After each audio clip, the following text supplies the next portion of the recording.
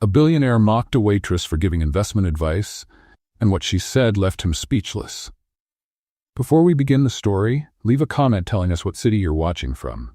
And at the end, don't forget to rate this story from 0 to 10. Enjoy the story. I'll have an espresso. Double. Fast. Dylan Carter didn't even look up from his phone as he tossed his Prada wallet onto the counter at Bean and Soul Cafe. 3 people behind him had to step aside so they wouldn't get hit. He didn't notice. The waitress behind the counter didn't blink. Stella Ward, 25, had seen every kind of arrogant customer Seattle had to offer. But this man? Olympic-level arrogance. "Good morning to you too," she said with a sweetness so fake it could give cavities. Dylan finally looked up. He took her in for half a second. Young, naturally pretty, probably serving coffee while chasing some dream. He knew the type. "Yeah, morning. The espresso?" Stella started preparing the drink, her movements precise and mechanical. The machine hissed. Steam rose. Dylan went back to his emails. The cafe was packed. Executives in suits argued over spreadsheets, students typed furiously on old laptops, and the smell of fresh bread mixed with ground coffee created that productive chaos atmosphere. Dylan tapped his fingers on the counter. "How long does it take to make a coffee?" "I have a meeting in 10 minutes. 30 seconds, Stella replied without looking. "But if you want me to do a bad job, I can give it to you right now." An older man with gray hair at a nearby table laughed out loud. Dylan frowned. "I didn't mean—" "Relax. Everyone's in a hurry here. Except me, of course. I have all the time in the world to serve coffee and listen to complaints." She placed the cup in front of him with a mischievous smile. Dylan wasn't sure if he was being mocked or not. $3.50. He grabbed a 20 and left it on the counter. "Keep the change." Stella took the bill, folded it slowly, and dropped it into the tip jar. "Generous. I bet you write that off as a tax deduction." More laughter. Now from 3 different tables. Dylan felt his face getting warm. He wasn't used to being the target of a joke. Usually he was the one making people laugh or tremble. "Look, sugar? Sweetener? Milk? Or do you prefer it bitter, like your personality?" That did it. The whole cafe was watching now. A woman with round glasses almost spit out her cappuccino. A kid in a cap turned his phone to record. Dylan took a deep breath. He could just leave. Pretend this never happened. But there was something about this waitress, the way she carried herself, her perfect timing, the guts to tease someone who clearly had money, that made him curious. And a little impressed. He decided to play along. "All right, you win this round. But since we're here..." He leaned on the counter, smirking, in that tone people use when they always get the last word. "Give me an espresso, and some financial advice if you can." The cafe went silent. Stella stopped wiping the counter. She looked at him, then at the crowded cafe, then back at him. "Seriously? Seriously, you seem to know a lot about customer service, arrogant people, and roasting someone in public." He gave a little laugh. "I want to see if you know something about money too." That's when Stella did something no one expected. She smiled. Slowly. Dangerously. "Depends," she said, crossing her arms. "Do you want quick profit or a clean conscience?" The cafe erupted in laughter. The guy in the cap hit the table. The woman with glasses clapped. Even the tattooed barista in the back, Jake, let out a long, dramatic "ooh." Dylan Carter, closer of multi-million-dollar deals, master of corporate intimidation, stood there. Speechless. For the first time in years, Stella kept going, relentless. "Because if it's quick profit, I'd suggest shady crypto and hope you don't end up under SEC investigation. Now, if it's a clean conscience..." She paused dramatically. "You'll need more than an espresso, sweetheart. You'll need therapy." More laughter. Dylan felt his ears burn. I wasn't expecting a real answer." "Oh, I thought you were asking for free consulting." She tilted her head. Or was it just another way to make fun of the waitress? The laughter faded. People started going back to their phones, but still kept an eye on them. Dylan realized he'd crossed an invisible line. This wasn't just playful banter anymore. There was something heavier in the air. Stella wasn't smiling anymore. She picked up a cloth and went back to wiping the counter, but now her movements were sharper, almost aggressive. Dylan lowered his voice. "Look, I didn't mean to offend you. It was just a joke." "I know," she said without looking at him. "Everyone thinks they can make jokes about people who serve coffee because we're just that, right? Someone who takes orders, someone invisible." Her voice was calm, but there was something broken underneath. Dylan felt a strange weight in his chest. "That's not what I meant. You don't have to explain." Stella finally looked at him, and Dylan saw it. There, in those tired eyes, there was more than irritation. There was pain. "You've already paid. You can go." She turned her back and walked to the sink. Dylan stayed there, holding the coffee cup, feeling everyone's eyes on him. He wanted to say something. But what? That's when he saw it.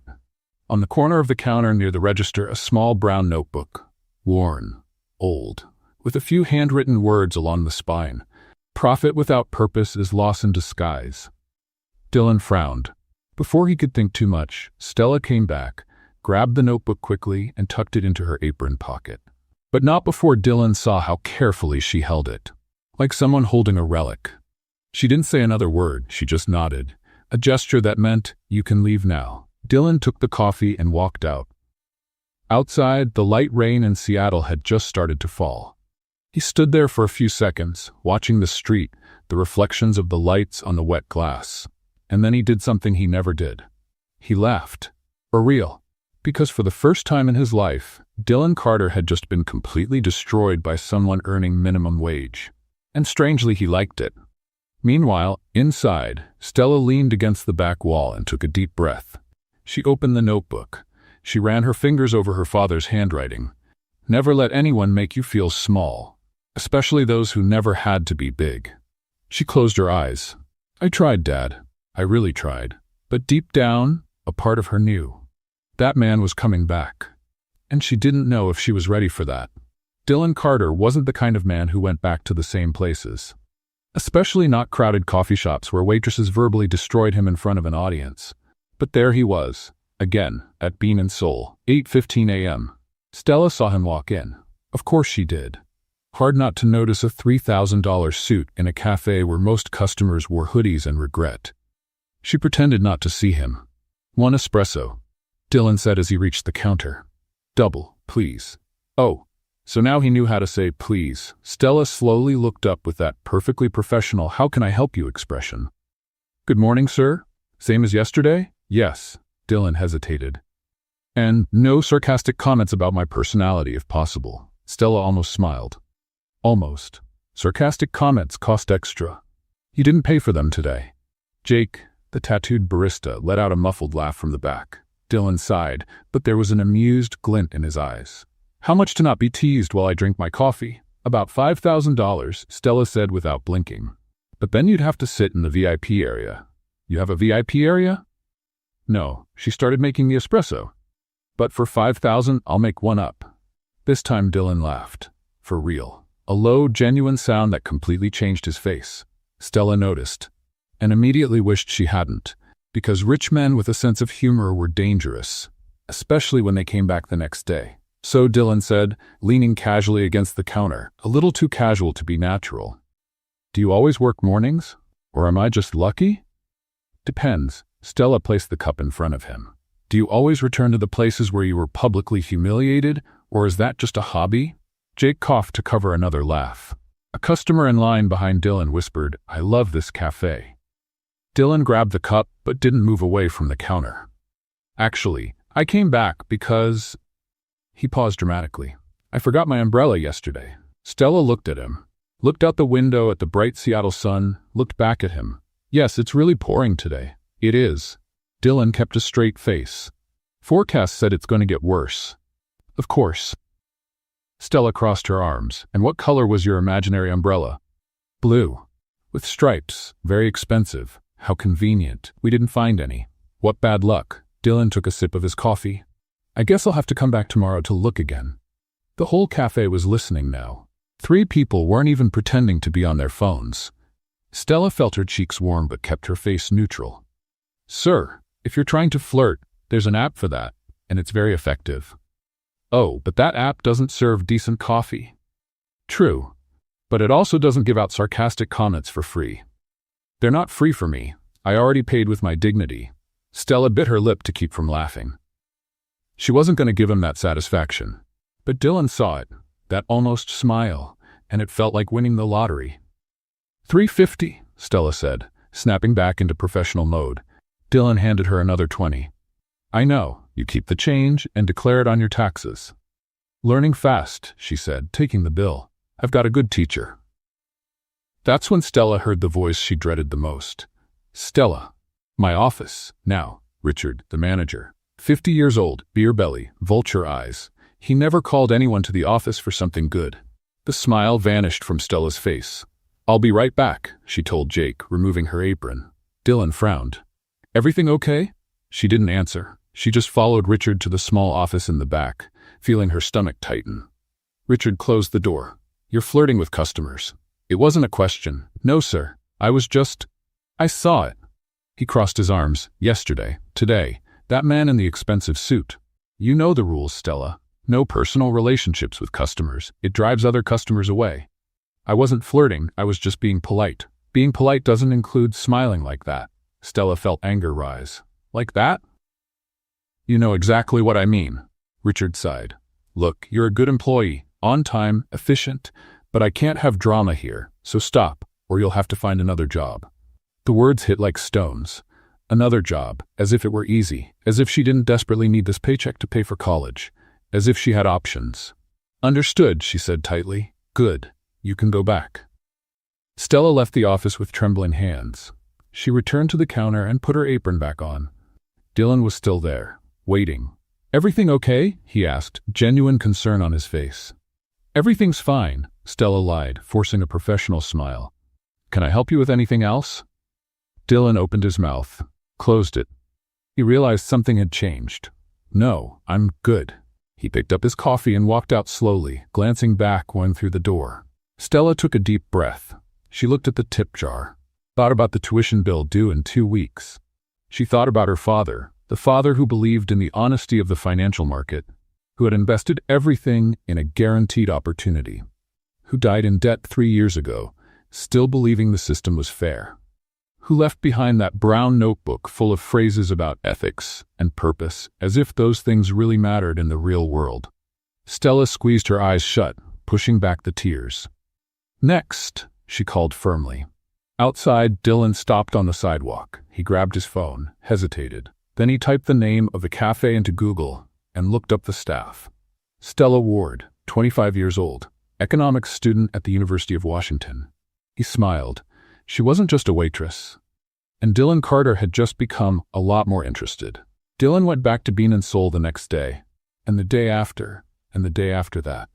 Always at 8:15, always ordering a double espresso, always trying to make Stella smile without the manager noticing. But today, Stella was different, distracted. She dropped a cup, gave the wrong change, kept looking at the door like she was expecting someone, or running from someone.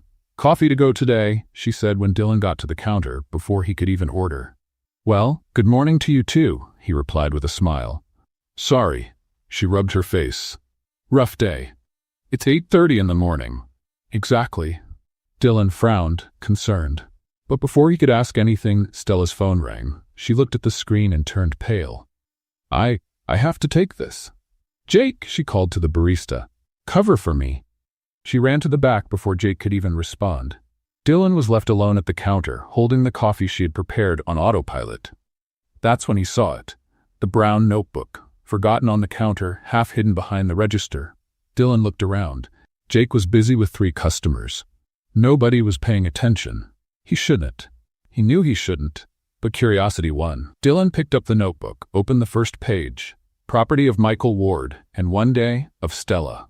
The handwriting was neat. Someone who wrote slowly, with purpose. He turned a page, and another, and another. Each page had short sentences, some in black ink, others in blue. Dates next to some. Money is like water. It can quench thirst or drown. It depends on how you use it.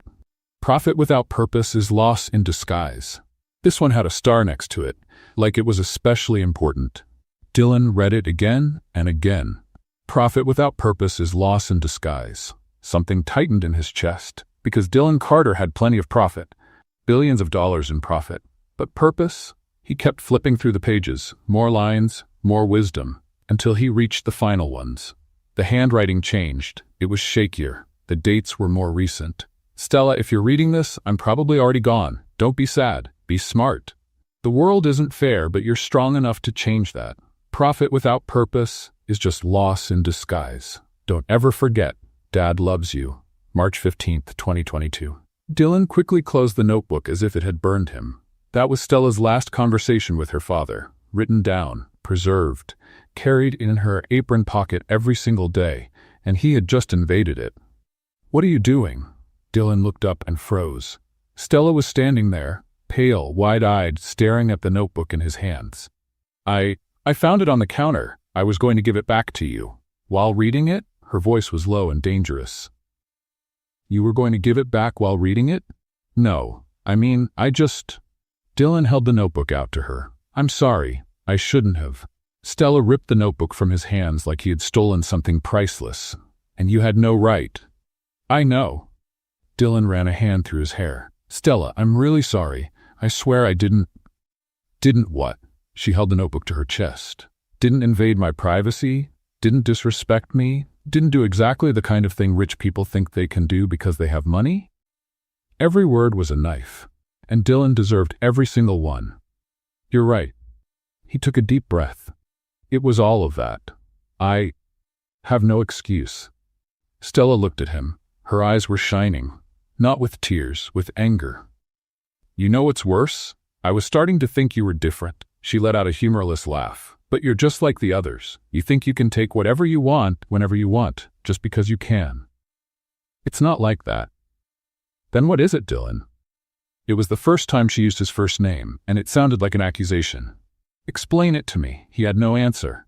Because she was right, the cafe was silent now, everyone listening. Again, but this time no one was laughing. Jake stepped closer, protective.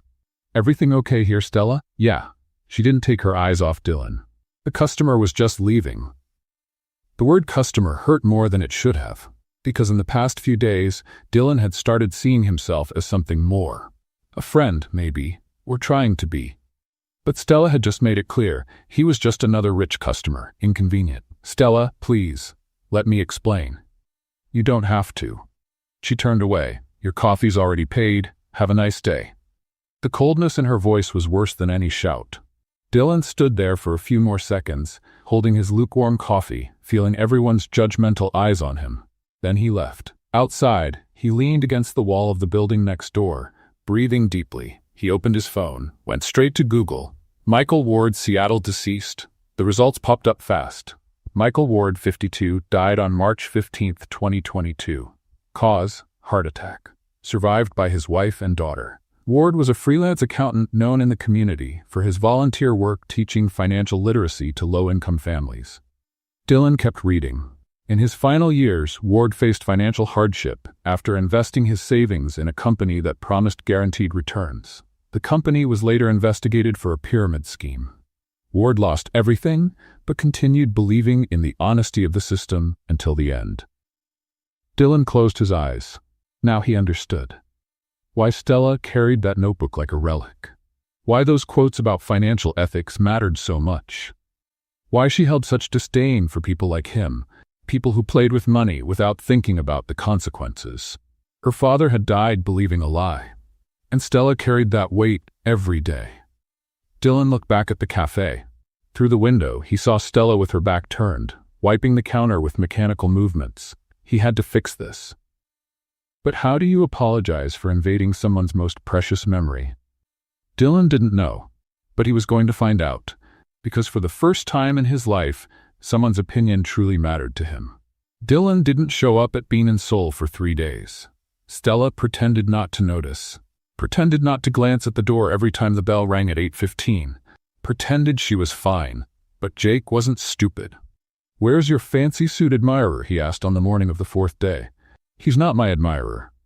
"Of course not." Jake rolled his eyes. "That's why you're looking at the door every 5 seconds." "I'm not." The bell rang. Stella turned her head automatically. It wasn't Dylan. It was a woman in yoga pants carrying a chihuahua in her purse. Jake laughed. "What were you saying?" Stella threw a rag at him. But at exactly 8:15, the door opened again, and this time it was Dylan. Only different. Nervous, holding a brown leather folder under his arm, he walked straight to the counter. "Hi." "Hi," Stella replied, keeping her voice neutral. Can I order an espresso? It's a coffee shop. We sell coffee. Of course you can. Dylan deserved that. And he knew it. Double, please. Stella started preparing it in silence. The tension was so thick that Jake pretended to go to the storage room just to get away. Look, Dylan began. About the notebook, I was an idiot. You were. A complete idiot.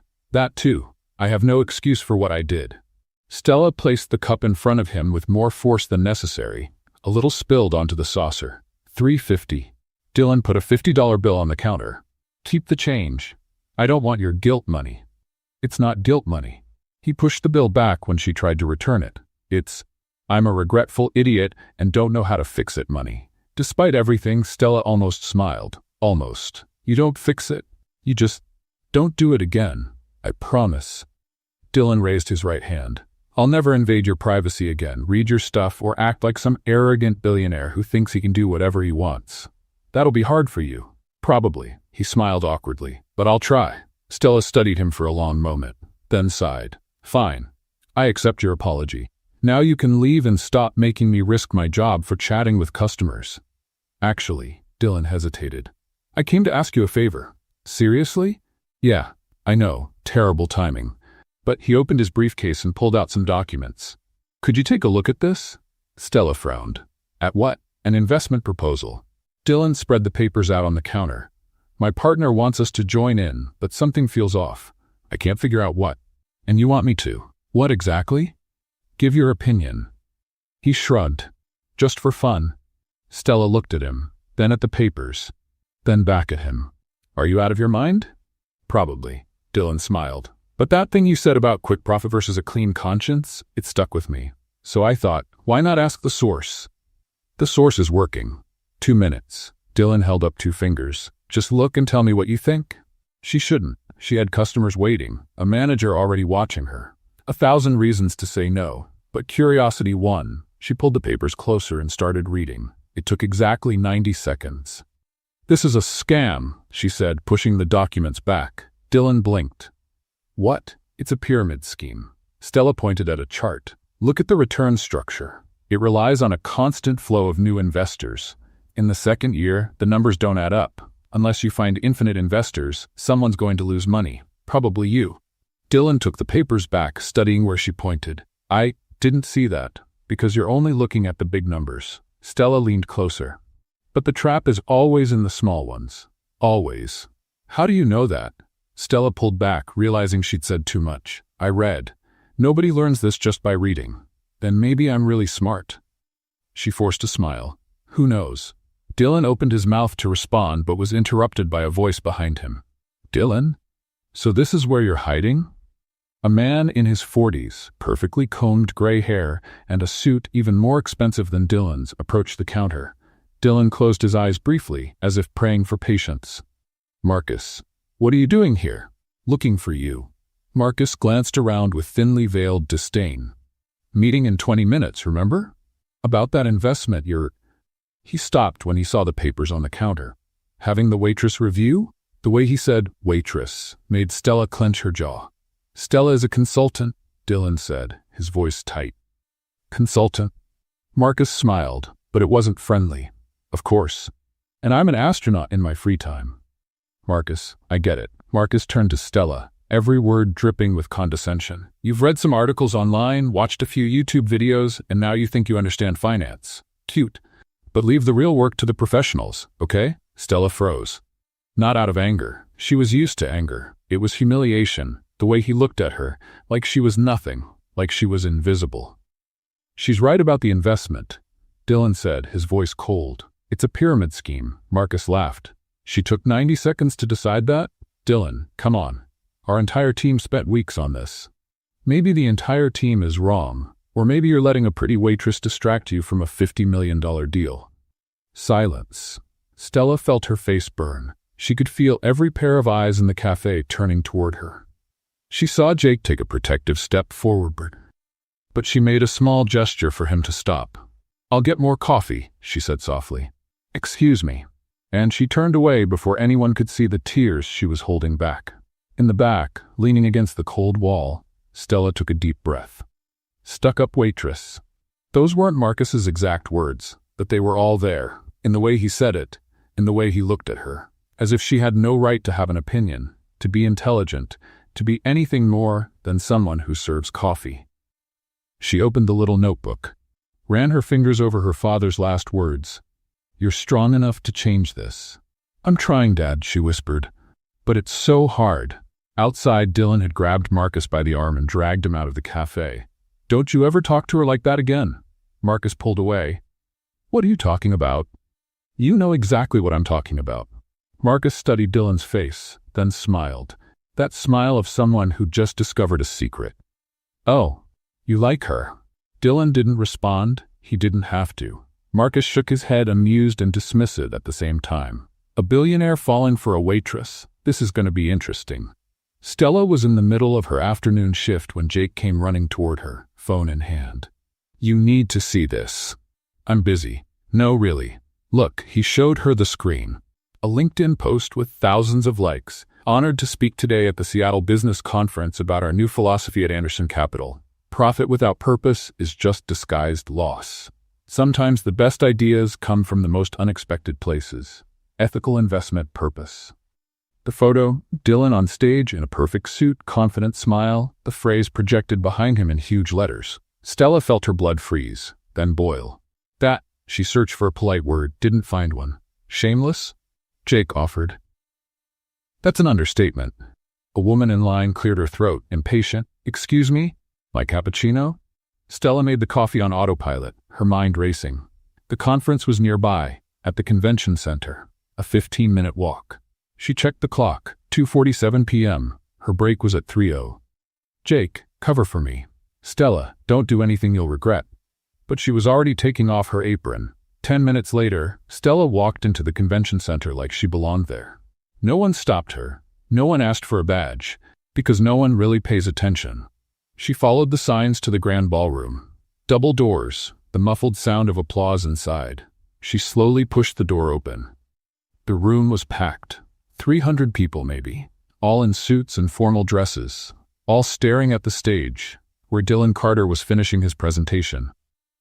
And that's why I believe the future of investment isn't just about maximizing profit, but maximizing purpose. Loud applause. Stella felt her anger rising. "Any questions?" Several hands went up. Dylan pointed to a woman in the front. "Mr. Carter, that phrase, profit without purpose is just disguised loss, is brilliant. Is it yours?" Dylan hesitated, just for a fraction of a second. "It's inspired by conversations I've had recently with some very wise people." "People? Plural. Vague. Convenient." Stella raised her hand. "Hi." Dylan didn't see her at first, but when he did, the color drained from his face. "You in the back." The moderator pointed at Stella. Everyone turned. Stella stood up slowly, 300 pairs of eyes on her. "Hi, Dylan." His name. No Mr. Carter. No formalities. The entire room felt it. Dylan swallowed hard. "Stella, I didn't know you were here." "Surprise." She smiled. It wasn't friendly. "I have a question about that lovely phrase you're using." "Stella, maybe we can talk about this later." No, it's quick. I promise." She started walking down the center aisle. Each step echoed through the silent room. "You said it was inspired by wise people. Plural. Interesting." Dylan was pale now. Yes. Because I remember a very specific conversation." Stella stopped halfway down the aisle. "When you invaded my privacy, read my late father's notebook, and then stole the last words he ever wrote to me." Dead silence. You could hear a pin drop. Does that count as inspiration? Or is there another word for it? A woman in the third row whispered loudly enough for everyone to hear. "Oh my God, this is better than Netflix." Dylan stepped down from the stage, walked toward Stella. "You're right, I should have given you credit." Stella crossed her arms. "How generous of you to admit the obvious." Some people laughed nervously. "Stella, please, let me explain in private." "No." She looked around the room. "Every single person here heard you use my father's words as your own. Every single person clapped for you, so every single person can hear the truth." The moderator tried to step in. "Maybe we should take a break." "No need." Stella said. "This'll be quick." She turned back to Dylan. "Michael Ward, my father, accountant, volunteer, a man who spent his life teaching financial ethics to low-income families. He died 3 years ago in debt because he trusted a fraudulent investment scheme. His last words to me were in a notebook, and his favorite phrase was, 'Profit without purpose is loss in disguise.' The room was so silent you could hear people breathing. That phrase isn't yours, Dylan. It never was. And you know it. Dylan closed his eyes briefly. You're right. Completely. And I apologize. Publicly. In front of everyone here. Oh, how sweet. Stella was not impressed. Public apologies after being exposed, so brave. Stella, you know what's worse? Her voice shook slightly. I was starting to think you were different. That maybe, just maybe, there was a billionaire out there who didn't think he could take whatever he wanted without consequences. I'm not, but you are. She stepped back. You're exactly like all the others. The only difference is you wear a nicer suit. Someone in the back whispered, Wow, she destroyed him. Dylan ran a hand through his hair, frustrated. What do you want me to do? Tell me. Anything. Stella studied him for a long moment. I want you to look at these 300 people and tell the truth, the whole truth. No corporate sugarcoating, no inspiration or wise words, the truth. Dylan nodded slowly. He walked back to the stage. Took the microphone. The room waited. My name is Dylan Carter, and a few weeks ago I invaded someone's privacy, read something that wasn't meant for me, and then used those words as if they were mine.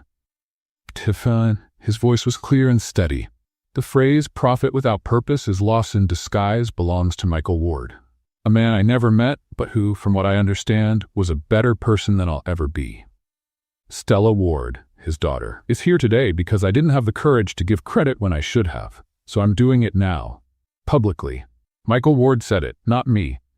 And if you find those words inspiring, remember his name, not mine. Silence. Then someone started clapping. Slowly, then another and another. Within seconds, the whole room was applauding, but not for Dylan, for Stella.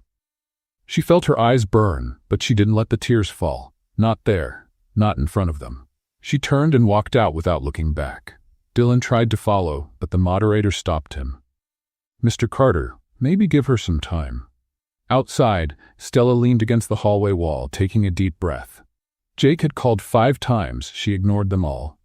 She pulled the notebook from her pocket, opened to the last page. You're strong enough to change this. I tried, Dad, she whispered. But is it worth it? Her phone buzzed. A text from an unknown number. I'm a journalist from the Seattle Times. I saw what happened at the conference. I'd like to write a piece about you and your father. Interested? Stella stared at the message for a long moment.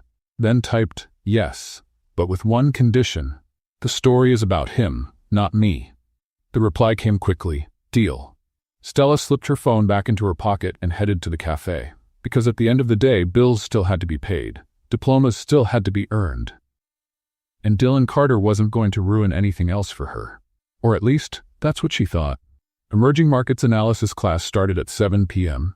Stella arrived at 6:58 like always. 3rd row, left side. Same seat as usual. Ben was already there, smiling with that annoying energy of someone who'd had way too much coffee. Well, celebrity. Stella frowned. What are you talking about? Don't tell me you haven't seen it. Ben grabbed his phone.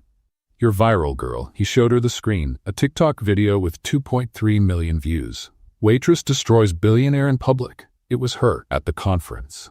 Confronting Dylan. Someone had filmed everything. Oh no, Stella groaned. Oh yes, Ben was thrilled. You're like my hero now. Everyone in class is talking about it. As if on cue, Mike walked in. Stella, you're amazing. That guy deserved every word. Sarah followed right after. Girl, I watched it 3 times. 3. The part where you said, you have a nicer suit? Iconic. Guys, please. Stella sank into her chair. I just want a normal class. Normal? Ben laughed. You just went viral for destroying a billionaire. Normal is over for you. Professor Chen walked in, right on time. Good evening, everyone. Tonight we're going to discuss. He stopped when he saw Stella. Ah, Miss Ward, I saw the video. The entire class turned to look at her. Professor, I can explain. No need. Chen smiled. It was a master class in corporate accountability. Well done. Stella didn't know whether to laugh or cry. Thank you, I guess. Now, Chen adjusted his glasses. Let's focus on the lesson. Open Chapter 7 on power dynamics in financial negotiations. Ben whispered, You've already lived this chapter, huh? Stella elbowed him. The class went on as usual. Discussions about emerging markets, investment strategies, risk analysis. Then Chen put up a slide with a case study. Company X, new investment philosophy focused on purpose. Feasibility analysis. Stella recognized it immediately. It was about Anderson Capital, about Dylan. Can anyone comment on this approach? Chen asked. Mike raised his hand. I think it's marketing. No billionaire really cares about purpose. They just want to look good. Interesting. Anyone disagree? Sarah raised her hand.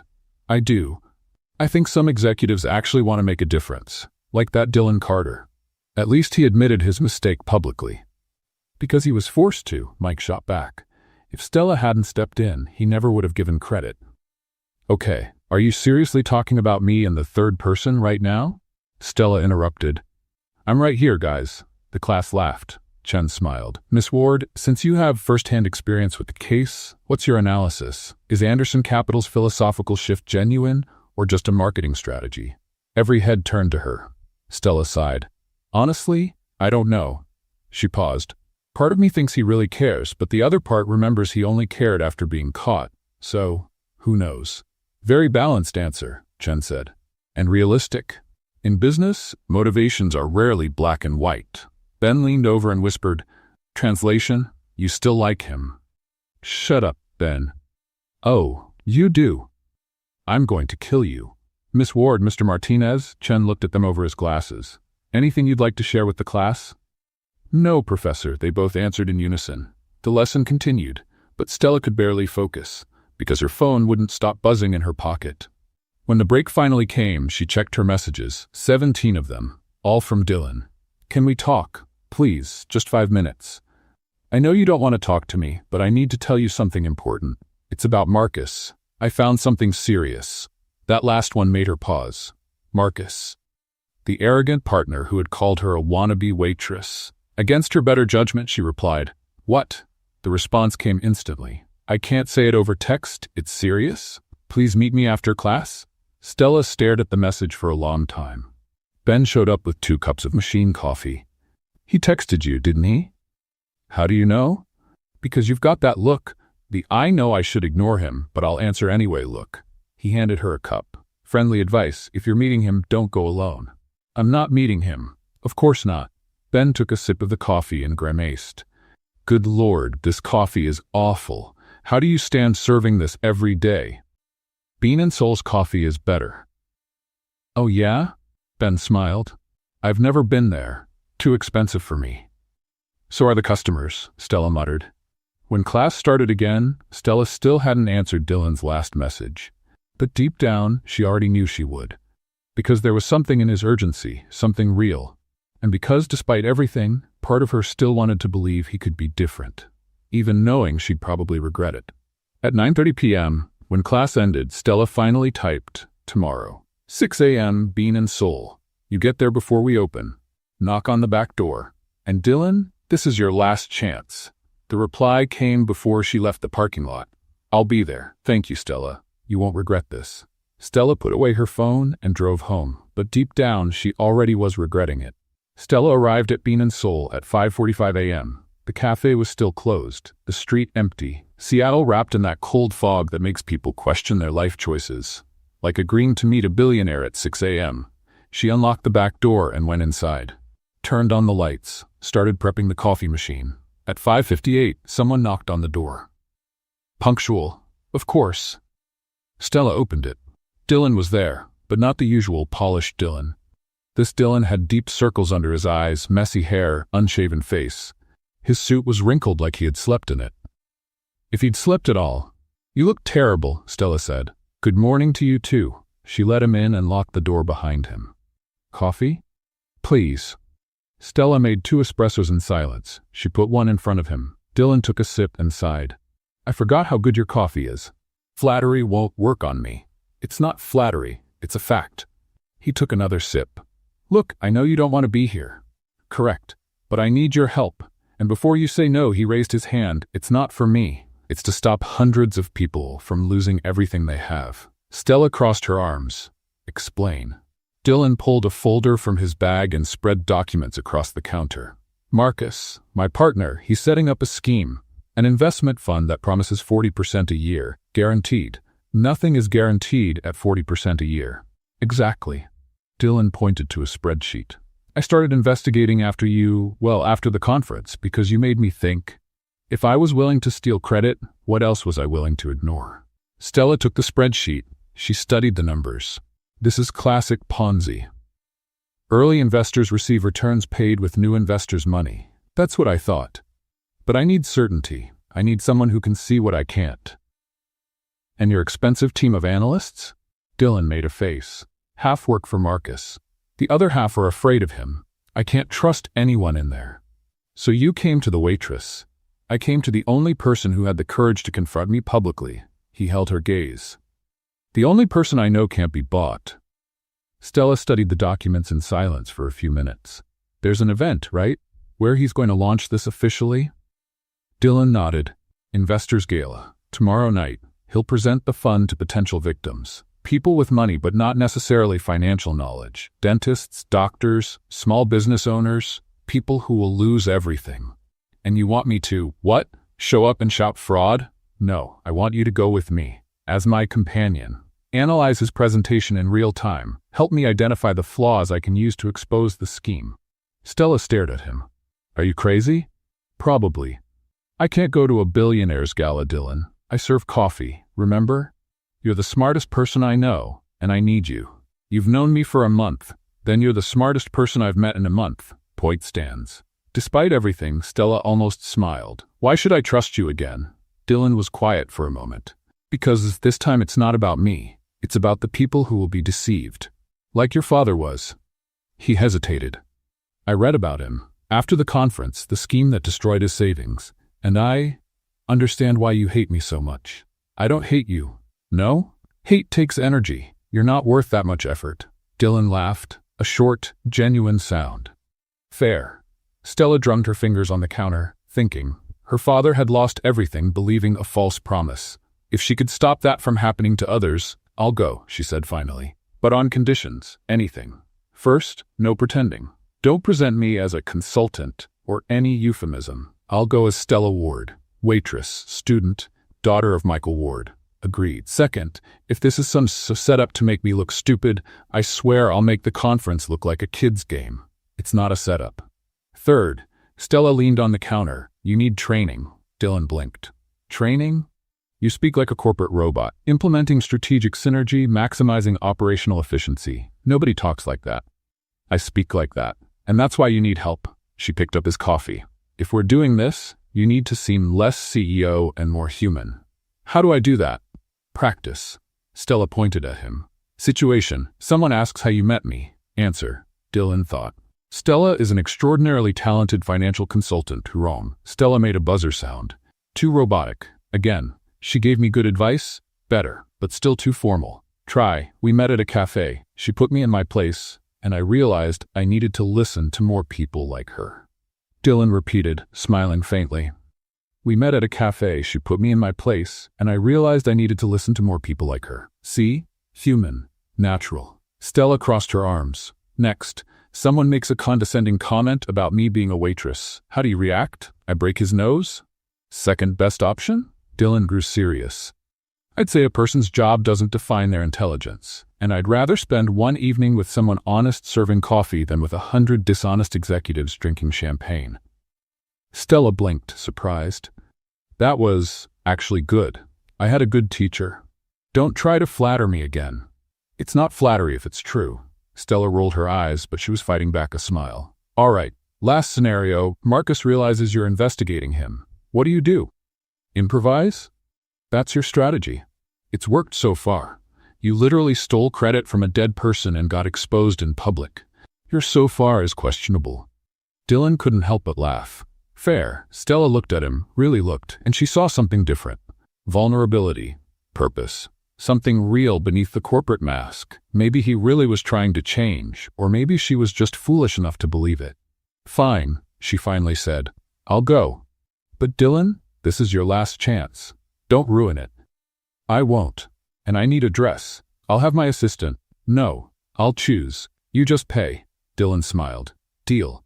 Stella held out her hand. Dylan shook it. And for the first time in weeks, she felt something other than anger when she looked at him. Hope, maybe, or just the thrill of finally doing something that mattered. At 6:30 a.m., Jake arrived to open the cafe and found the two still talking. Am I interrupting something? No. Stella said quickly. Dylan was just leaving. Yeah, I'm going. Dylan grabbed his briefcase. Tomorrow at 7 p.m., my driver will pick you up. I'll drive. Stella, I drive. Dylan sighed. All right. I'll text you the address. He left through the back door. Jake looked at Stella with that "I knew it" expression. Don't start, she warned. I didn't say anything. You're thinking out loud. I'm just thinking that maybe the billionaire isn't that bad. Stella threw a towel at him. But deep down, way deep down, she was thinking the same thing. And that scared her more than any investor gala ever could. The dress cost $200 at a vintage thrift store. Black, simple, nothing flashy. Stella had chosen it specifically to not draw attention. So why on earth was everyone staring at her? She walked down the stairs of the Grand Seattle Hotel next to Dylan, and it was like someone had hit the pause button. Conversation stopped, heads turned. A waiter almost dropped a tray of champagne. Why is everyone looking? Stella whispered out of the corner of her mouth. Because you're the most beautiful person here, Dylan said naturally. Stop saying nonsense. It's not nonsense. It's statistics. You can't use statistics to compliment someone. I just did. Stella rolled her eyes but felt her face get warm. The ballroom was absurdly luxurious. Crystal chandeliers that probably cost more than her car. Tables with flower arrangements that could feed a family for a month. People wearing more jewelry than common sense. Remember, Dylan murmured as he picked up 2 glasses of champagne. You're an independent consultant. Nothing more specific than that. Lying wasn't part of the deal. It's not a lie. You literally gave me investment advice. At a coffee shop counter. Consulting doesn't require a specific location. Before Stella could respond, a woman appeared out of nowhere. Blonde, wearing an expensive red dress and smiling like a blade. Dylan, what a surprise to see you here. Dylan's body stiffened. Stella noticed. Victoria. And who's your date? Victoria looked Stella up and down, not subtly. This is Stella Ward, Dylan said. Independent consultant. Stella, this is Victoria Ashford. The last name rang a bell in Stella's head. Ashford, as in Ashford Enterprises. As in, his ex-fiancée, Victoria added with a poisonous smile. Dylan didn't mention? Must have slipped his mind, Stella replied smoothly. Selective memory. It happens. Victoria blinked, clearly not expecting that. How fun. She turned to Dylan. So you're dating consultants now? How democratic of you, Victoria, Dylan warned. What? It's a compliment. Victoria took a sip of champagne. Although I'm curious, consultant in what exactly? Ethical investments, Stella answered before Dylan could. I specialize in spotting when people are being deceived. Victoria narrowed her eyes. Fascinating. And where did you study? University of Washington State, Victoria smiled. Charming. Stella caught the jab but kept smiling. Yeah, it has the advantage of not needing a parental donation to get in. Dylan choked on his champagne. Victoria turned red. Excuse me, I need to greet some people. She walked off in furious steps. Dylan looked at Stella with a mix of shock and admiration. You just destroyed my ex-fiancée. She started it. I know, it was beautiful. Traumatizing, but beautiful. Stella took a sip of the champagne. It was good. Probably cost more than her rent. So, ex-fiancée? When were you planning to mention that?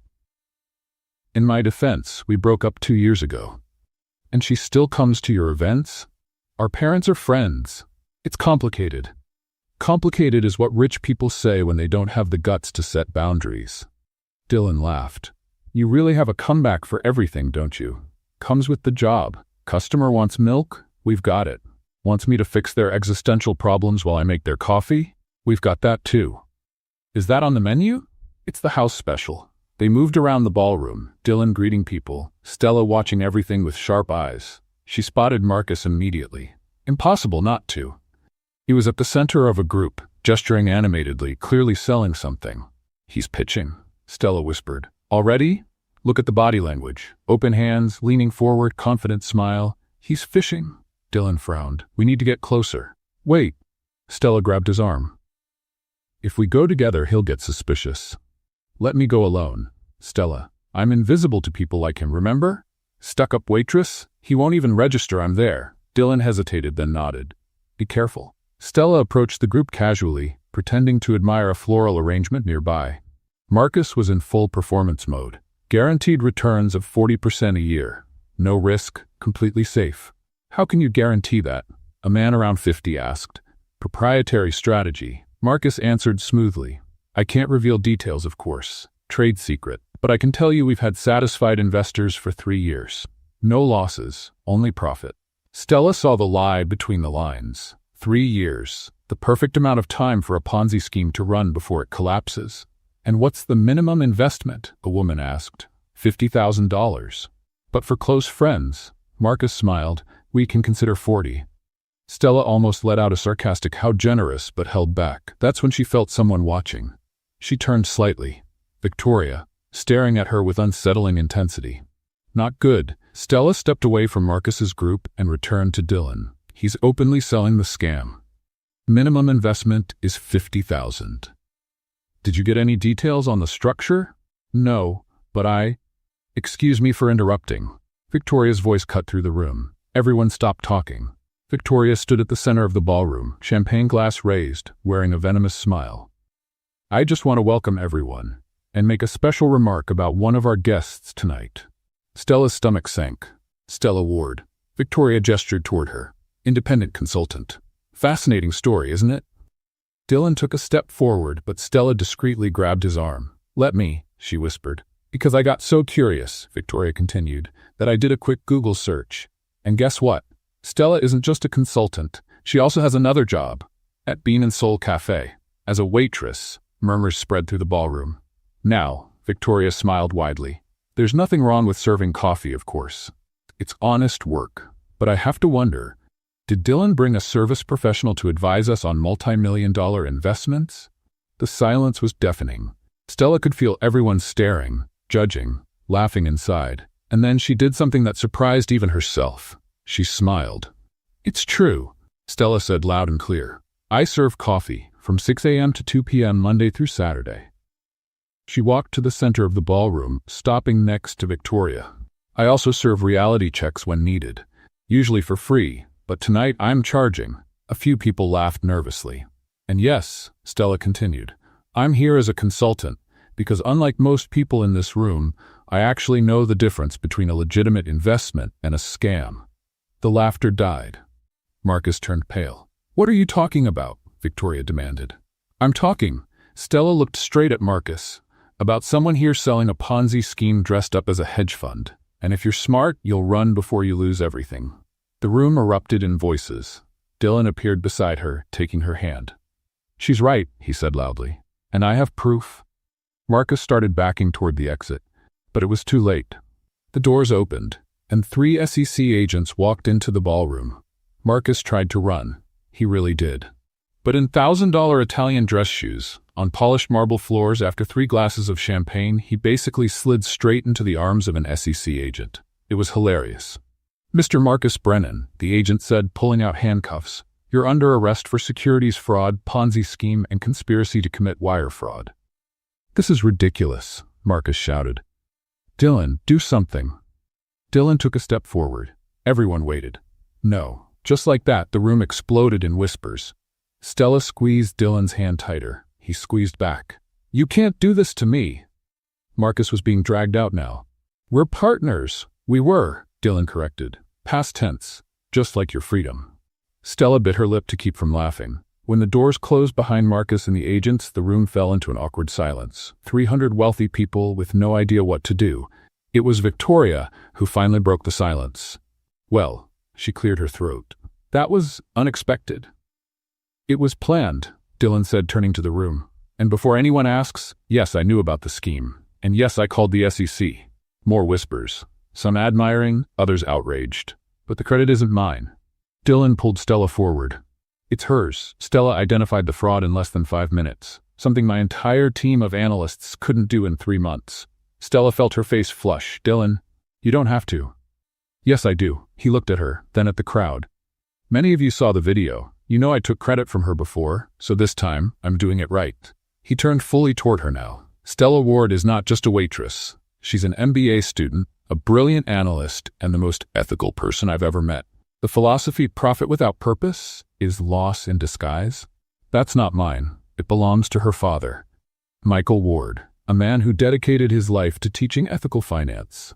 Dylan's voice softened. And if my company is really going to follow that philosophy, it has to be with integrity, with honesty, with people like Stella leading the way. The silence was different now. Respectful. So, Dylan gave a slight smile. She serves coffee, and she serves truth, and I'm lucky to have both. Someone started clapping, slowly, then another, and another. Within seconds, the whole room was applauding. Stella felt her eyes burn. She wasn't going to cry. Not here, not in front of them.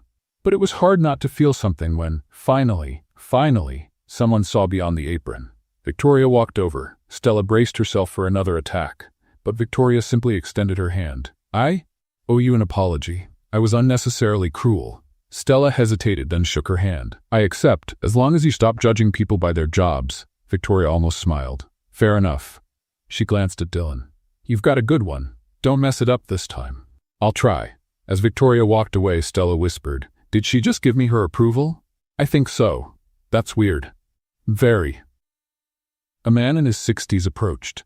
Perfect suit, the posture of someone used to running boardrooms. Miss Ward, James Harrison, CEO of Harrison Financial. He handed her a card. I'd like to talk about job opportunities. Stella blinked. I'm sorry? Anyone who can identify fraud in 5 minutes is exactly the kind of person I want on my team. He smiled. Think about it. 3 more executives came up after him, all offering interviews, opportunities, salaries that made Stella's eyes sting. Is this actually happening? She whispered to Dylan. Welcome to the good side of public exposure. I don't want exposure. I just wanted... She stopped. What did she want? Dylan seemed to understand without her saying it. Justice? Yes, justice. You got it. You saved people today, Stella, people who would have lost everything. She thought of her father, of the money he lost, the pain he carried. He would have been proud, she said softly. Who? My dad. To see this, to know that, his words really mattered. Dylan took her hand again. They always mattered. They just needed the right person to defend them. Stella looked at him, really looked, and saw something she hadn't before. Not the arrogant billionaire, not the calculating businessman, just a man who had made mistakes, admitted them, and tried to fix them. Maybe people really could change. Thank you, she said, for giving credit, for doing this the right way. I should have done it from the start. But you learned. That counts. The moment was interrupted by Jake appearing out of nowhere with a tray of appetizers. Sorry, but these things cost like $20 each, and I'm not letting them go to waste. Stella laughed. Jake? What are you doing here?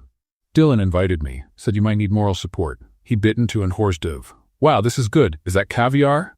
I think so. Being rich is nice. He held out the tray. Want one? Did you steal that from the waiter?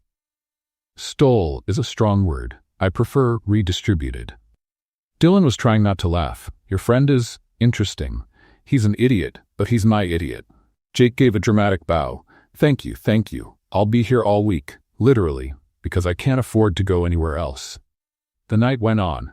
More conversations, more job offers, more people finally seeing Stella for who she really was. When they finally left, it was already past midnight. You okay? Dylan asked in the parking lot. Tired? Overwhelmed? Like processing a lot. Understandable. But also, happy? She smiled. It's weird. I haven't felt like this in a long time. Well, you just exposed a fraud scheme and got 5 job offers. I'd say happy is appropriate. Stella looked up at the starry Seattle sky. My dad used to say the stars were reminders, that even in the dark there's always light. He sounded wise. He was. She looked at Dylan. And he would have liked you. Eventually, after giving you a 2-hour lecture on corporate responsibility. Dylan laughed. I would have deserved it. They stood there for a moment, just existing in the same space. Then Stella's phone buzzed. She looked at the screen and went pale. What is it? Dylan asked. Stella showed him the message. It was from an unknown number. 4 words, I need to talk, Michael Ward. Impossible. Because Michael Ward had been dead for 3 years. Stella didn't sleep that night. How can you sleep after getting a message from your dead father? Answer, you don't. You stare at your phone at 3 a.m., trying to figure out if you've lost your mind, or if the universe has. At 5:30, she gave up trying and went to work. Bean and Soul was quiet when she arrived. Only the hum of the fridge and the noise inside her head. She made coffee on autopilot, her mind somewhere else. Or rather, 3 years in the past. I need to talk, Michael Ward. It had to be a prank, or a mistake, or... The back door opened. Stella almost dropped the cup, but it was just Dylan. holding a brown paper bag looking like someone who hadn't slept either. "You shouldn't be here," she said. "We don't open until 6. "I know. Jake let me in." "Jake's not here yet. He gave me a copy of the key yesterday." Stella blinked. "Why?" "Because I asked and offered money." Dylan shrugged. "Capitalism works." Despite everything, Stella almost smiled. "You're bribing my coworkers now?" "I prefer the term encouraging cooperation." "Of course you do." Dylan set the bag on the counter. "I brought breakfast, croissants from that French bakery on the expensive street you never go to because it costs as much as your rent." "Specific." "Jake gave me details." "I'm going to kill Jake. He also told me about the message." Stella froze. What?" "The message from your dad." Dylan stepped closer. "You showed it to him last night. He was worried. He called me." "He had no right." "He cares about you." Dylan held her gaze. "So do I. We just want to make sure you're okay." Stella closed her eyes briefly. "I don't know if I'm okay. I don't know what that message is, and I don't know if I want to find out." "Understandable." "Stop using that word. You sound like a corporate chatbot." "Sorry." "Habit." They stood in silence for a moment, just the sound of the coffee machine behind them. Then Dylan pushed the bag toward her. "There's something else in here. Besides the croissants. If it's money, I swear." "It's not money." Stella opened the bag so that the croissants were there, and under them, wrapped in tissue paper, something rectangular. She pulled it out. A notebook. Leather cover, dark brown. Gold lettering on the front. Stella Ward. And underneath in smaller letters, "Keep writing what the world needs to hear." Stella stared at it, speechless. "I know it doesn't replace your father's notebook," Dylan said quickly. "Nothing could. But I thought, maybe you'd want to start your own words, your own ideas. Build on his legacy." Stella opened it. The pages were blank, waiting. On the first page, Dylan had written by hand, "For Stella, who taught me that profit without purpose is loss in disguise, and that sometimes the best consultants wear aprons, DC." Her throat tightened. "Dylan, before you say anything," he raised his hand, "this isn't a PR move. It's not for the media. It's not for anyone but you. I just wanted you to know your words matter. Your ideas matter. You matter." Stella looked at him, saw the sincerity in his eyes, the vulnerability he usually hid behind expensive suits and corporate language. "Thank you," she whispered. The back door opened again. Jake walked in, stopped, saw the two of them, and smiled that irritating smile. "Ah, sweet moment. Go on, pretend I'm not here, Jake," Stella warned. "I just came to get my apron. And my $20, Dylan." Dylan pulled out his wallet and handed him a 50. "Keep the change. I love this man." Jake grabbed the money. "Stella, marry him." "Jake, I'm just saying. He's rich, polite, likes you, and pays me to be his accomplice. Perfect husband. You just sold your friendship for $50? Technically, I sold it for 20. The extra 30 was a bonus." Jake winked and left. Silence returned, but now it had a touch of humor. "Your friend is unique," Dylan said. "That's one word for him." Stella ran her fingers over the notebook. "Look, about the message, you don't have to explain, but I want to." She took a deep breath. "My father died 3 years ago. Heart attack. No warning. One day he was here, the next, he wasn't. And that message, it doesn't make sense. It can't be him. Could it have been someone who had access to his phone? Family?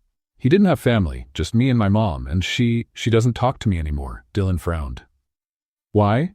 "Because she blames him for the financial situation, for the scheme he fell for, and she blames me for defending him." Stella gave a humorless smile. "Family is complicated." "It is. So no, I don't know who sent that message, but I know it wasn't my dad." Dylan nodded slowly. "What if it was someone trying to help you, using his name to get your attention?" "For what, no, but I can look into it if you want." Quietly, Stella hesitated. The thought of someone pretending to be her father was unsettling, but the thought of never knowing who it was worse. "Fine, but quietly. No drama. No drama. I promise." The front door opened. Richard, the manager. He stopped when he saw Dylan. "Ms. Ward, we open at 6. It's 5:50. "I know. Sorry, just a minute." Richard looked at Dylan, then at the notebook in Stella's hand, then back at Dylan. "The customer finally paid for the advice, huh?" He shook his head. "About time." And he left to unlock the front door. Stella and Dylan looked at each other and laughed. "He's not wrong," Dylan said. "I should have paid for the advice from the start. You did. In drama and public humiliation. Fair enough. Dylan turned to leave but stopped at the door. Stella? Yes? I know you're still deciding whether you can trust me again. And I get it, but I want you to know I'm not going to give up on trying to be better, on proving I've changed. Stella held the notebook against her chest. Why? Why care so much? Dylan smiled, that genuine smile that softened his whole face. Because you made me want to be the kind of person who deserves to have coffee with you. And he left before she could answer. Stella stood there, alone in the empty cafe, holding the new notebook and feeling something dangerous growing inside her. Hope? Her phone buzzed. Another message from the unknown number. Meet me at Memorial Park, tomorrow noon. I promise to explain everything. M.W. Memorial Park at noon was full of people having picnics, throwing frisbees, and pretending Seattle wasn't about to rain any minute. Stella arrived 15 minutes early. Nervous. Looking for what? A ghost? She sat on a bench near the fountain. Waited. At exactly 12, someone sat beside her. It wasn't her father. It was a woman around 70, gray hair in a bun, round glasses, a gentle smile. Stella Ward? Yes, Stella frowned. Who are you? Margaret Chen, economics professor at the University of Washington. She extended her hand. Your economics professor, actually. Stella shook her hand, confused. Professor Chen? But you? The message said Michael Ward. I know, Margaret sighed. Sorry for the drama, but I didn't know how else to get your attention without you blocking me. Why would I block you? Because I have information about your father, and I knew you wouldn't want to hear it. Not from a stranger. Stella's heart raced. What kind of information? Margaret pulled a folder from her bag. Your father and I were friends, a long time ago. We worked together on financial education programs for low-income communities. When he left us, he asked me for a favor. She opened the folder. Inside were documents, photos, and a sealed letter with Stella's name on it. He asked me to give this to you when you were ready, when you'd found your way. Margaret smiled. And when I saw you at that conference tearing that arrogant billionaire apart on national television, I knew. You were ready. Stella took the letter with trembling hands. He knew he was going to die? No. But he was cautious, always prepared. Margaret gently touched her shoulder. Read it when you're ready. No rush. And she stood up to leave. Professor Chen? Yes? Thank you for keeping this, for waiting. Margaret smiled. Your father was too good for this world. I'm glad you inherited that from him. Stella didn't open the letter in the park. She put it in her pocket and went straight home. She locked the door, sat on the bed, took a deep breath, and opened it. Her father's handwriting hit her like a punch to the stomach. Those careful letters, that meticulous way of writing. My dear Stella, if you're reading this, it means Margaret decided you were ready. And if she decided, I trust her. I want you to know that everything I did, every decision, every sacrifice, was because I believed in you, in your potential, in your kindness. I made mistakes, I invested in the wrong place, I trusted the wrong people. But I never regretted investing in you. Keep being the one who challenges the system, who questions, who fights for what's right. And when you find someone who values that in you, don't let them go. Love is the best investment of all. I love you forever, Dad. Stella cried. For the first time in 3 years, she let it all out. The pain, the longing, the anger of losing him too soon, but also the gratitude for having had him, even if only for a short time. When she finally stopped crying, she realized something. Graduation was tomorrow, and she needed a dress. The graduation ceremony at the University of Washington took place in a packed gym. Families shouting names, babies crying, the joyful chaos of hundreds of people celebrating achievements. Stella was backstage with the other graduates, fixing her cap for the 10th time. Ben appeared beside her, nervous, terrified. You'll be fine. Just don't trip on stage. Thanks. That really helped. That's what friends are for. Sarah walked over too. Guys, there's a man outside asking for you. Stella, for me? Who? A super handsome billionaire in a suit who looks like he walked out of a magazine. Sarah grinned. Your life is literally a romantic comedy. Stella felt her face heat up. Dylan's here? And with flowers. A lot of flowers, like an embarrassingly large amount. Oh my God, Ben laughed. Go, we'll hold your spot in line. Stella left backstage and found Dylan in the hallway. He was indeed holding a ridiculous bouquet of flowers. This is a lot. I know. Dylan looked a little embarrassed. The florist asked what the occasion was, and I said, The MBA graduation of the most amazing woman in the world, and he kind of got carried away. Despite everything, Stella laughed. You're ridiculous, I know, but I'm your ridiculous. We haven't decided that yet. Fair. Dylan held out the flowers. Congratulations, Stella. You deserve every second of this. Thank you. She took the bouquet. Are you going to watch? If you let me. Of course. Just try not to do anything embarrassing, okay? Dylan gave her that smile. Me? Embarrassing? Never. The ceremony began. Names were called. Diplomas handed out. Stella waited for her turn, her heart pounding. Finally, Stella Ward, MBA in finance. She walked up to the stage, took the diploma, and at that moment, everything was worth it. The double shifts, the sleepless nights, the sacrifices. Worth it. She was walking off the stage when she heard someone ask for the microphone. Excuse me, can I say something real quick? It was Dylan, in the middle of the audience. Holding the microphone someone had handed him. Oh no, what is he doing? Stella whispered to Ben. Something amazing or horribly embarrassing. My money's on embarrassing. Dylan climbed onto the stage. The dean tried to intervene, but Dylan was already speaking. Sorry to interrupt. I promise I'll be quick. He searched for Stella among the graduates. Stella Ward. Where are you? Everyone turned to her. Stella wanted to disappear. Here, she said softly. Come here, please. Dylan, what are you? Please, trust me. Against all logic, Stella walked back up on stage. Is this really happening? She whispered. Yes, and I'm terrified. So, Dylan pulled something from his pocket, a notebook, his notebook. You taught me something important, that profit without purpose is just hidden loss. And I've spent months trying to find my purpose, trying to be better. He opened the notebook. Read the last page. Your father wrote many wise things, but there's one that stayed with me.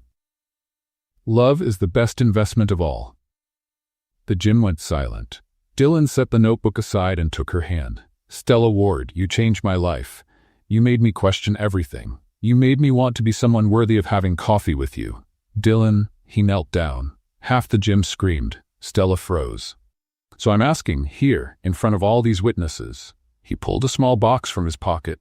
Will you be my partner and my wife? Absolute silence. Stella looked at him, at the eyes that once showed arrogance but now only showed hope.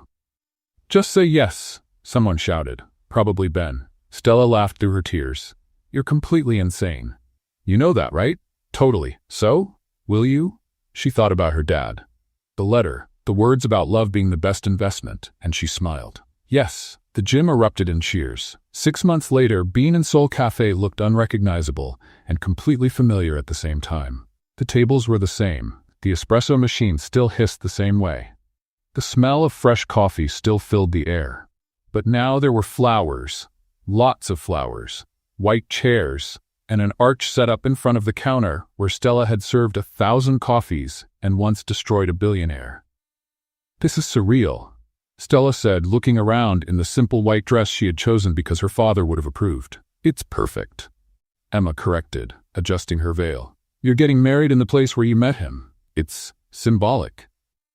Or lazy. We didn't have to rent a venue. Stella, it's your wedding. Try to be romantic for 5 seconds. Jake showed up wearing a suit for the first time in his life. He looked uncomfortable. How does anyone breathe in this? I'm being strangled by expensive fabric. You look great, Stella said. I look ridiculous, but for you, I'll endure it. He peeked through the door. There are a lot of people out there. Like, a lot. Even the mayor came. The mayor? Dylan invited him. Something about strategic networking. His words, not mine. Stella rolled her eyes but couldn't stop smiling. The door opened and Ben walked in, also in a suit. Bride ready? Because the groom is out there having a minor nervous breakdown. Really? He's fine. Just repeating his vows in his head and sweating through a $3,000 suit. It's kind of funny. Sarah appeared behind him. Stella, you have to see the new sign. What sign? Come on. They dragged Stella to the window. Outside, above the entrance of the cafe, a brand new sign glowed. Bean and Soul Institute. Finance with purpose. And below, in smaller letters, in memory of Michael Ward, who taught us that profit without purpose is just disguised loss. Stella felt her eyes burn. He did this? Wedding surprise, Emma said softly. Dylan bought the cafe from Richard 3 months ago. He's turning it into the financial education institute your father always dreamed of. But the cafe? It stays. Only now half the space will be for free finance classes, for people who need it. Stella couldn't speak. She just stared at the sign and felt her heart burst. I'm going to ruin my makeup, she finally whispered. Too late. Sarah handed her a tissue. But it's worth it. The ceremony began with the classical music Dylan had insisted on, and Stella had reluctantly agreed to. She walked down the aisle set up between the tables. She passed familiar faces, teachers, former classmates, regulars who had watched the whole story unfold. And there, waiting with that nervous smile, was Dylan. Hi, he whispered when she reached him. Hi. You look beautiful. You're sweating. I know, it's embarrassing. The officiant cleared his throat. Shall we begin? The ceremony was short, simple, perfect. When it was time for the vows, Dylan pulled a piece of paper from his pocket. I wrote something, but now that you're standing here in front of me, it feels inadequate. Read it anyway. Stella encouraged. Dylan took a deep breath. Stella Ward. You walked into my life asking if I wanted quick profit or a clean conscience, and I thought it was a joke. He smiled. But you taught me it was the most important question anyone could ask. You made me question everything. You made me want to be better. And today, in front of all these witnesses, I promise to choose a clean conscience. Always. Because you showed me that's the only profit that really matters. Soft applause. Stella wiped away a tear. My turn? Your turn. She had no paper, nothing prepared. Dylan Carter. You walked into my cafe being a complete jerk. Laughter. And you stayed a jerk for at least 2 weeks. More laughter. Dylan laughed too. But then you did something no one had done in years. You listened to me. Really listened. Not as a waitress, not as a statistic, as a person. She took his hands. And today I promise to keep putting you in your place when needed. To remind you that purpose matters more than profit. And to love you even when you talk like a corporate press release. Dylan laughed through his tears. Fair, the officiant smiled. Rings, please? Jake stepped forward with the rings on a little tray. Of course Jake would be the ring bearer. Don't judge me, he said. I'm basically the Cupid of this story. You literally sold information for $50, Stella reminded him. And it was the best investment I ever made. Look where we are now. Jake. Sorry, rings. Here. Dylan slid the ring onto Stella's finger. She slipped his on too. I now pronounce you husband and wife. You may kiss the bride. Dylan pulled Stella close. Finally, he whispered, a safe investment.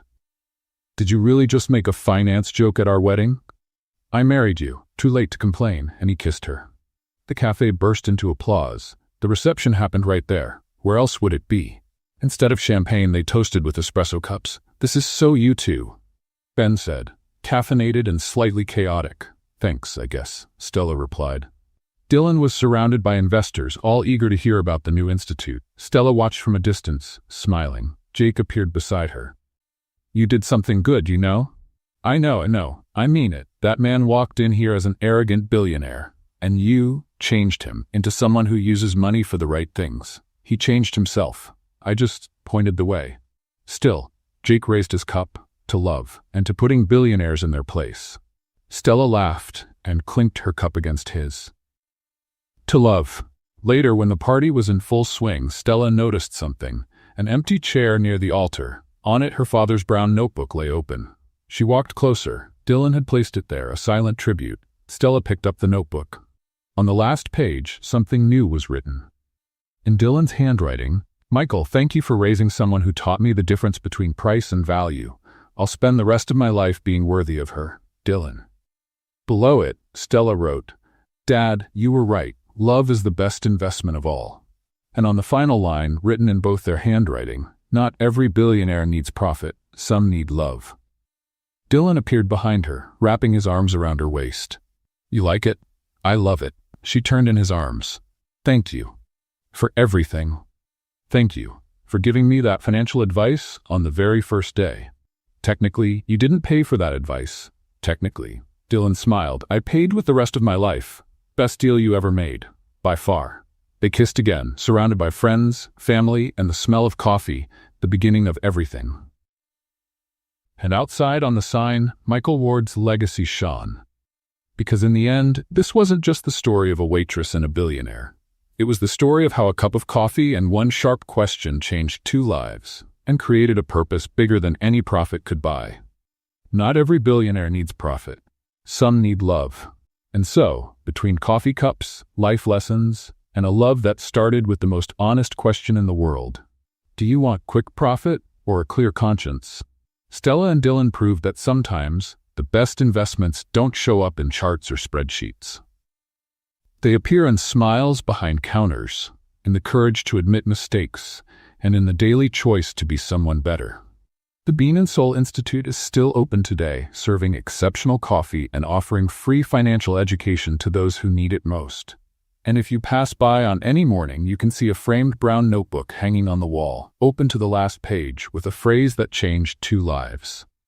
Not every billionaire needs profit. Some need love. And what about you? What did you think of Stella and Dylan's story, the waitress who gave the billionaire the best lesson of his life? Join the conversation. Your comments and engagement are part of the healing process. Let us know your thoughts below. If this journey of resilience and turning pain into power resonated with your heart, please support Healing Stories. Subscribe. Help us build a sanctuary of strength by subscribing to the channel. Share the hope. Give this video a like and share it with someone who needs to hear this message of recovery and justice. Your support allows us to continue sharing powerful narratives of overcoming trauma and finding peace. Subscribe to Healing Stories and be part of the change.